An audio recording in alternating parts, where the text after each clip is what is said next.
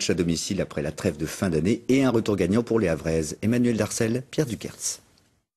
33-22, les Havraises avaient besoin de cette victoire et d'un score marqué pour attaquer avec sérénité cette deuxième partie du championnat. La rencontre d'hier soir face à Besançon leur a donné cette opportunité, même si les Byzantines ont en première période plutôt bien résisté. Encore fraîche, armée de leur internationale, la numéro 5 Audrey Bruno et aidée par une gardienne présente sur le parquet, l'équipe de Besançon a pu tenir le score. En face, les filles du HAC perdent quelques ballons et la défense peine à se mettre en place. Résultat, à la mi-temps, seuls 2 petits points les séparent des Byzantines.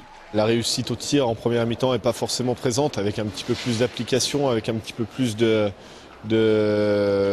vivacité, et avec beaucoup plus d'esprit de duel. On aurait pu atteindre la pause avec 6, 7, voire même 8 buts d'avance. Mais au retour des vestiaires, les filles du HAC récupèrent toute l'amplitude de leur collectif. Le rythme s'accélère, le mur défensif s'organise, les shoots sont précis.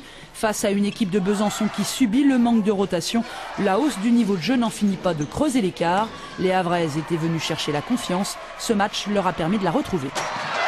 On avait besoin de la victoire, mais on avait surtout besoin de la manière de retrouver un état d'esprit qui a fait nos succès sur la première partie du championnat. Donc voilà, on est content parce qu'on a retrouvé beaucoup de choses ce soir. C'est pas encore parfait, mais on a retrouvé beaucoup de choses. Les filles du HAC sont désormais deuxièmes au classement général derrière ici les Moulineaux.